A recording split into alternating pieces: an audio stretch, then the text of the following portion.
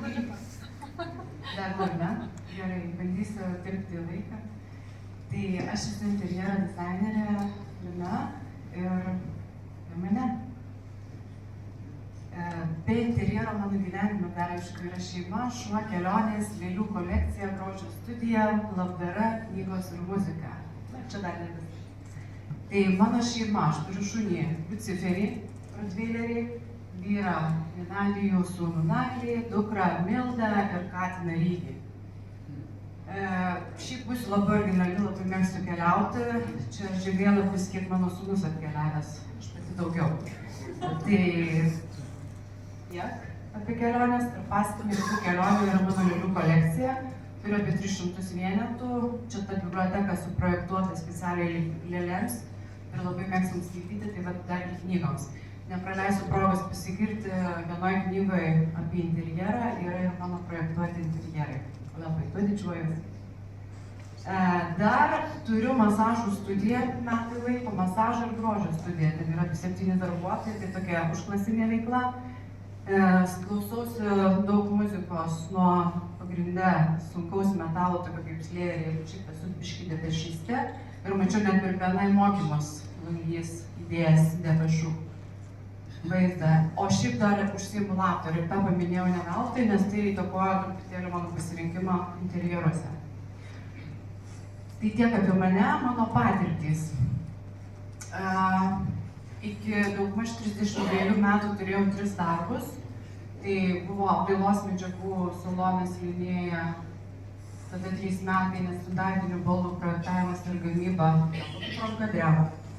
3 metai nestandartinių baldų projektavimas ir gamyba Kontraforma, 3 metai projektų ir statybų valdymas Kontestus ir 2,5 metų Venesuela, čia nedarbas, bet apie jį irgi svarbu paminėti. Taigi Linėja, ką aš išmokau, labai gerai išmokau apdailos menininkas, kas padeda dabartiniam darbe, darbas su gamyklom, atrenkant kolekcijas, mokykla, dirbant su geriausiais tuo metu architektais ir interjero dizaineriais, na ir darbas su didžiausiais projektais, taigi Vilniaus Akropolis, Vingio kino teatras, Grand Plaza, Lietuvos bankas, Šilijos restoranų tinklas ir aišku labai daug gražių privačių interjerų. Toliau buvo sekantis darbas Kontraforma, nestandartinių baldų projektavimas ir gamyba, tai vėlgi patirtis tiesiogiai dirbant su konstruktoriais, su baldų projektavimu, kas šiai dienai leidžia mane projektuoti spintelių ore kabančių arba šaldytuvų be kur durelės neatsidaro. Vėlgi dideli klientai, dideli visuomeniniai objektai ir privatus interjerai. Toliau buvo darbas statybų valdyme, tai čia yra mano 2 per 3 metus vadovauti projektai, aš buvau projekto vadovė ir nuo statybos leidimo, nuo techninio projekto užduoties parengimo, statybos leidimo iki objekto pridavimo, tai kas susijęs su statybom, turbūt įsivaizduojat, kokie tai masto darbai. Visą tai aš dariau, tai vienas iš projektų dėja jis nebuvo tuo metu įgyvendintas iki galo, tai Saulės sonata Druskininkuose, o projektas Amalva Lentvaryje buvo mano įgyvendintas pirmas etapas nuo parengimo techniniam projekto užduoties iki pridavimo per 3 metus. Ir tada atsitiko statybų krizė, čia 2009 metų, mes abu su vyru realiai netekom darbo. Ir gyvenimas taip susiklostė, kad aš tuo metu turėjau mažą vaiką, o vyras gavo pasiūlymą dirbti Venesuelai, statyti čia tokius daugiabučius socialinį būstą, tai taip atsitiko, kad išvažiavom gyventi Venesuelą. Na ir per tą laiką aš aišku nedirbau, nes sąlygos ten neleido man dirbti, bet aiškiai suvokiau savo seną svajonę, kad man vis dėlto reikėtų pasibaigti interjero studijas. Nes pirmos mano studijos visiškai neturi nieko bendro su interjeru. Aš baigiau, tik baigusi mokyklą įstojau fotografijos specialybę ir ją sėkmingai baigiau, bet supratau, kad tai tikrai ne man. Todėl nusprendžiau, kad grįžus iš Venesuelos vis dėlto baigsiu studijas. Tiksliau pradėsiu ir baigsiu interjero studijas, tai tokią įtaką man padarė šitą egzotišką kelionę. Taigi, toliau apie studijas. Studijos aš mokiausi Vilniaus technologijų dizaino kolegijoje, dieniniam skyriui. Šiaip labai patiko studijuoti, iš tikrųjų labai džiaugiuosi priėmus tą sprendimą, būtent sakysim, iškart po mokyklos baigimo turėdama tokias patirtis, tai davė aiškiai suvokti, ko aš noriu, ką aš sugebu ir vis dėlto, kad tas kelias pasirinktas yra teisingas. Ir tuo metu, kai studijavau, aš jau dirbau tuo metu Rygoj prie interjero projektų.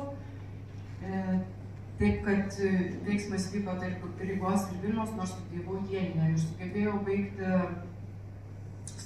baigti, čia mano diplominis darbas, kuris buvo pripažintas geriausiu interjero dizaino studijos programos baigiamuoju darbu, baigiau su pagyrimu. Tai nepraleidžiu progos pasigirti, bet iš tikrųjų tikrai didžiuojasi. Tuo metu, kaip ir minėjau, dirbau Rygoj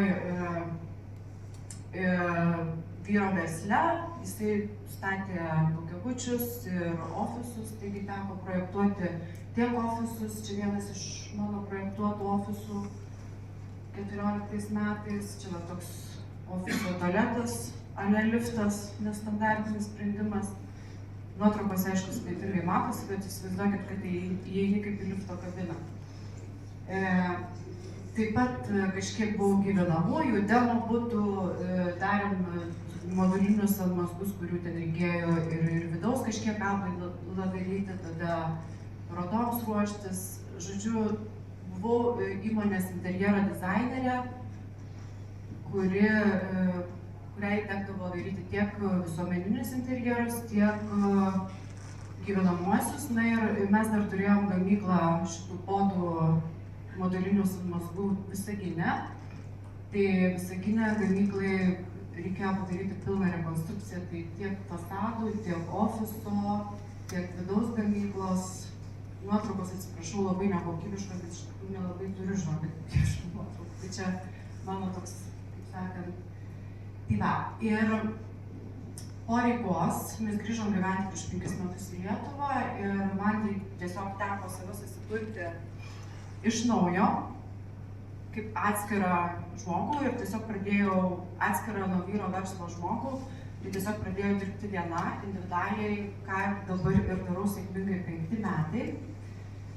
Ir 5 metai esu visiškai susikoncentravus tik į gyvenamuosius namus, tik į privataus būsto interjerą. Ir šiek tiek parodysiu, ką aš dabar tos paskutinius 5 metus veikiu. Nu tai čia 5-4 metai, nes nuo 19 metų, žodžiu, per tą laiką aš įgyventinau 11 pilnai interjerų nuo idėjos iki servetėlės, kaip aš sakau. Didžiausias 180, mažiausias 75, taip pat darau interjero konsultacijas. Ir čia mano įgyvendinti per tą laikotarpį interjerai.